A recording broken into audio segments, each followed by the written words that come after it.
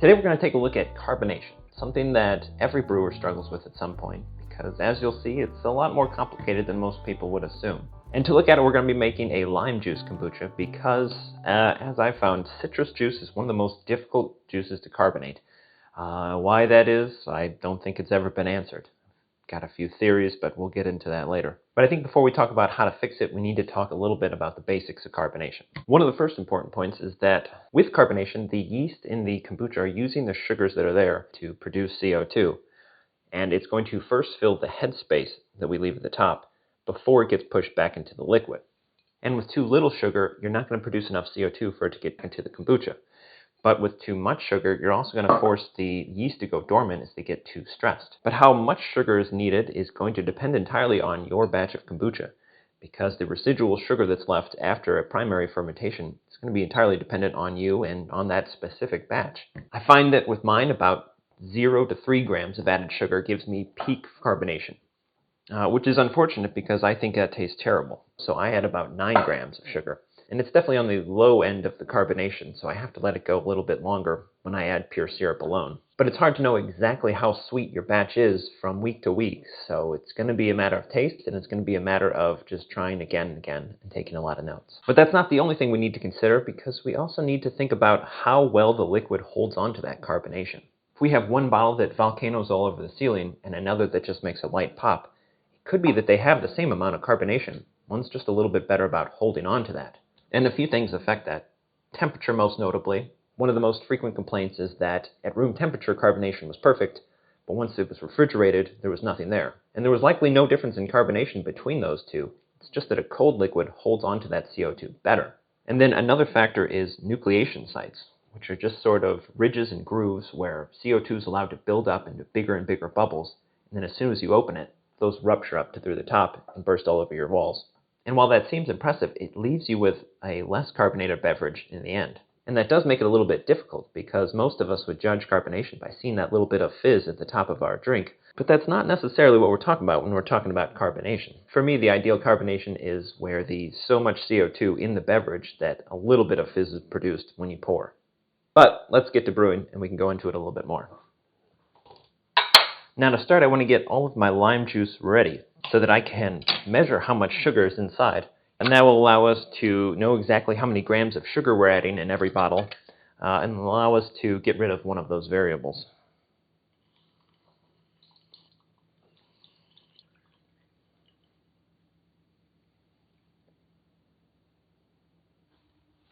Today our lime juice is at about 7.8%, which is about on course. For our first bottle, we're going to start with my traditional limeade recipe. We're going to get about 1/4 of a teaspoon of lime zest. Because after our first mock beer episode, I did a few experiments of lime zest versus peel. And in our mock beer, the orange peel was much better because it offered a just subtle note of orange, whereas the zest seems to offer a very broad range of that citrus flavor. And we didn't want our beer tasting like orange juice, but in this case, I do want our limeade to taste like lime, so zest is the way to go.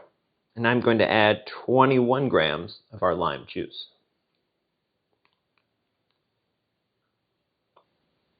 This is not an effective way to do it.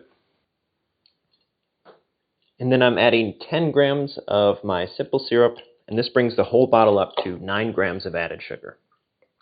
And one of the reasons citrus is so strange is that if I add 9 grams of added sugar through apple juice or through syrup alone, I'll get fine carbonation. But if I bottle this for 3 days, I'll have no carbonation at all. And I've never seen any research that says why that might be. There are essential oils in the citrus peel, which can harm the bacteria, but we're not relying on the bacteria to produce carbonation, so I don't think that's a factor. I think the issue is with the pH. Even though citrus is only 1.2 pH lower than most other fruit juices, that's still measured in factors of 10. So that's the difference between a banana and a tomato. So it is much more acidic than most fruit juices we would add in the second fermentation. And that's the only real difference that I know of.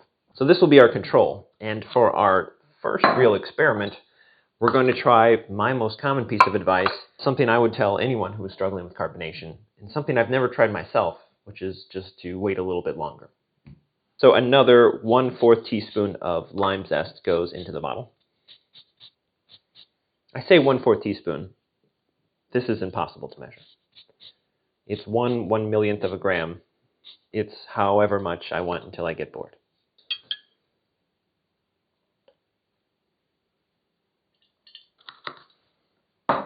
For our next experiment, we're going to start in exactly the same way.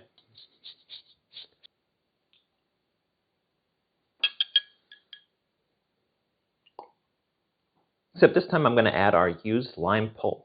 There shouldn't be too much juice left inside, but it is going to provide those nucleation points. Give that carbonation somewhere to build off of, grow into bigger bubbles, and then explode out the top. In theory. And that's bottle number 3. For the next bottle, I've got our same base recipe.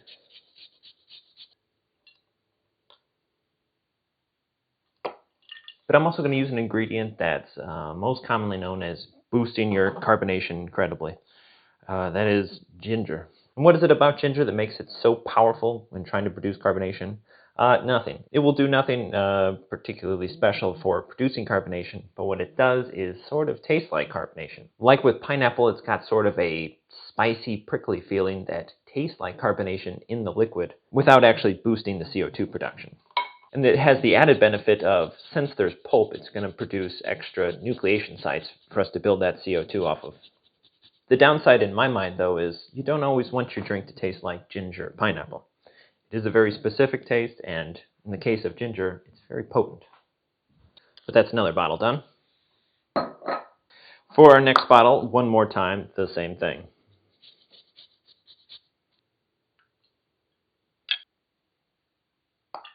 And to this, I'm going to add another infamous fruit addition, strawberry pulp. In my opinion, there is no greater rite of passage for any home kombucha brewer than to have strawberry puree all over your ceiling. It is usually the first time that, whether you know it or not, you get familiar with nucleation points. This is 85 grams. And this should add about 3 grams of sugar if the kombucha could access all of the sugar that's inside these strawberries. So that does make it a little higher than all of our other bottles, but that's only because I forgot to change the simple syrup addition. So that is our last bottle, but before we start filling, there's one other important note about carbonation, and that is that we're building up more carbonation and more internal pressure than most other brewing, even something like beer brewing. And so it's very important to have the right bottles to put your kombucha in. It's most important to have thick glass and a round bottom. There's a lot of very economical swing top bottles out there that are quite thin, and they are not meant to hold internal pressure at all. And then there's also a lot of square top bottoms where pressure can build up.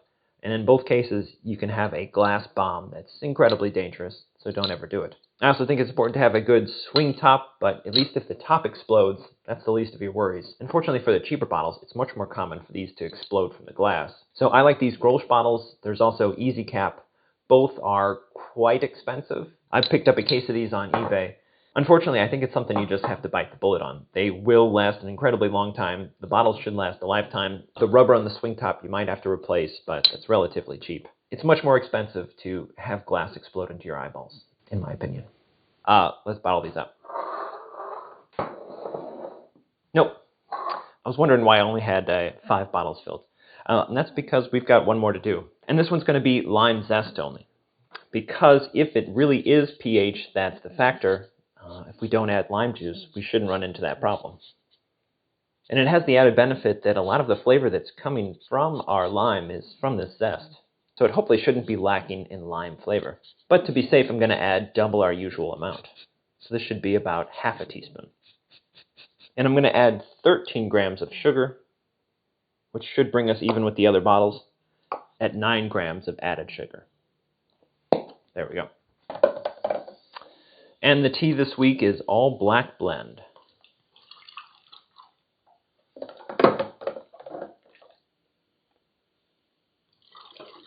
So now I've got all of my bottles filled, and they are about 1 to 2 inches from the top of the lid, and that should allow us to build up carbonation pretty efficiently. And then I store these in a chest that's set to 78 to 80 degrees Fahrenheit, because that's the range that yeast seems to do best at. And we want the yeast to thrive because they're the ones producing our carbonation. Everything's going to sit for 3 days, except for our extended version.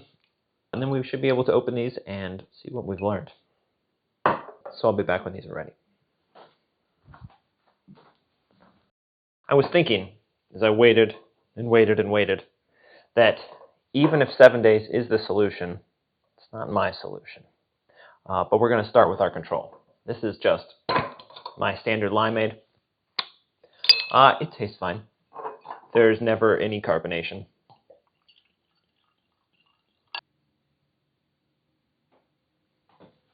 Flat as can be. Smells like lime. Tangy. There's a lot of lime flavor. It's just sweet enough, just sour enough. You feel it prickle in the sides of your mouth. But just flat as drinking bottled water. The flavor's good, but I need this carbonated, and that's why I never make this. But good to know it's holding steady at absolutely no fizz at all. Next up, we have our 7-day fermentation. Does the standard advice of just waiting longer hold true? More of a pop. Oh, and there's some fizz. Beautiful. Delightful little tingle of carbonation. More effervescence. Some of the sourness of the lime and the sugar has been subdued. Quite delicious. I would want more lime juice in here, though. Just a note for the future. But again, I don't want to make this because 7 days is an unreasonable amount of time to wait. But I'm going to enjoy drinking this one. This is the one I'm really hoping pays off, because this is everything the same except we've added our spent lime pulp. Spent lime pulp I've got, 3 days I can wait. Does it make a difference? See all the carbonation building up on the pulp.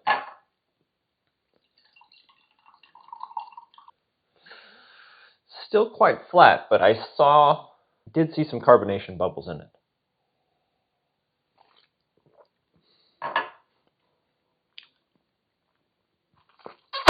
I thought all the bitterness would be in the lime peel, but this is exactly like eating a grapefruit. It's a very hard punch in the mouth of bitterness. It's hard to taste anything else beyond that. It's a shame. Yeah, it doesn't even really taste like lime. It just tastes like grapefruit bitterness, which I like grapefruit, but there's also no carbonation here, so kind of just right back where we were. Next up, we've got lime and ginger. And the hope here is that the ginger is going to make it taste like there's more carbonation than there is, but it's not going to impart too much of that ginger flavor. You still want it to taste like limeade.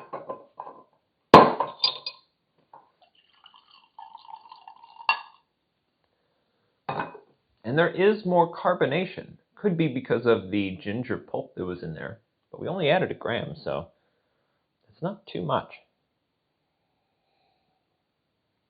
Tastes like ginger. Does not taste like lime at all. It is a good sweet-sour balance. You can feel the carbonation in your mouth. You can taste some of the lime on the back end. But overall, quite good. It's not a limeade, but it is a very refreshing drink. And I can see carbonation in here, so I think ginger's providing more than just the mouthfeel of carbonation. I think just that small amount of ginger did lead to more carbonation. It is pretty impressive that with 20-something grams of lime juice plus the lime peel, a single gram of ginger was able to so thoroughly overwhelm it. Interesting. Moving on, we've got our strawberry lime, which I don't think this is going to actually prove anything at all, but I think it'll go boom. Woo! And see, even if it's not producing all that much more carbonation, it is impressive to watch it all pour out of the bottle at once. It smells like strawberry.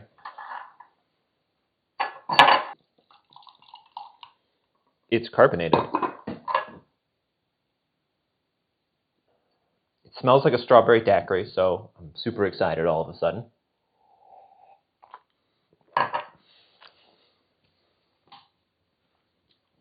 Tastes like a frozen daiquiri melted and then has just sat out for a while, because this is very flat tasting. Kind of an example of what we were talking about. There was an impressive show of carbonation exploding out the top of the bottle, but now what's left inside is kind of flat. Not that interesting to drink. It's one of the reasons I use a 3-stage fermentation, so that we could flavor it with the strawberry, strain it out, and then build up our carbonation, so we don't lose it all as soon as we open it. Interesting flavor. I would want more lime, but it's too flat. But if we could add rum and carbonate it, I think this would be fun. One last one to go. Lastly, we're going to test my theory that it's the lime juice and the pH of that lime juice that's preventing carbonation in our regular bottle. So this is just lime zest, double the amount so that we have hopefully an equivalent amount of flavor. No pop at all. And there is carbonation. Not an overwhelming amount. Discard this disgusting pellicle.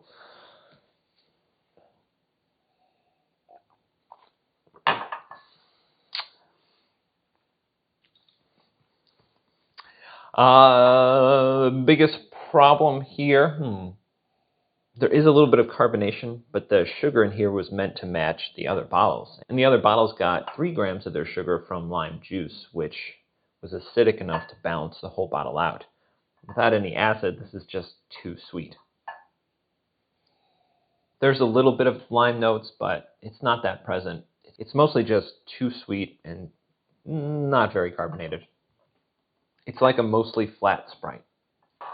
So where does that leave us? What did we learn from all this? The standard piece of advice is the right piece of advice. Just wait slightly longer. And I think it reinforces the point of trying not to bottle with so much pulp present, just because those nucleation points are going to blow all your carbonation out of the bottle, and then you won't get to enjoy it when you drink it. I don't like the 3-stage fermentation because of how much time it takes, but sometimes it's necessary. Ginger will always overwhelm. Zest alone is not enough flavoring. As is usually the case with fermentation and homebrewing, patience is the key. And I think I could have gotten away with, instead of a 7-day secondary, maybe something more like a 5 or 6-day wait. It's still a lot, but if I had extra limes, I think I would do it. So, thank you for watching. This is Reckless Booze.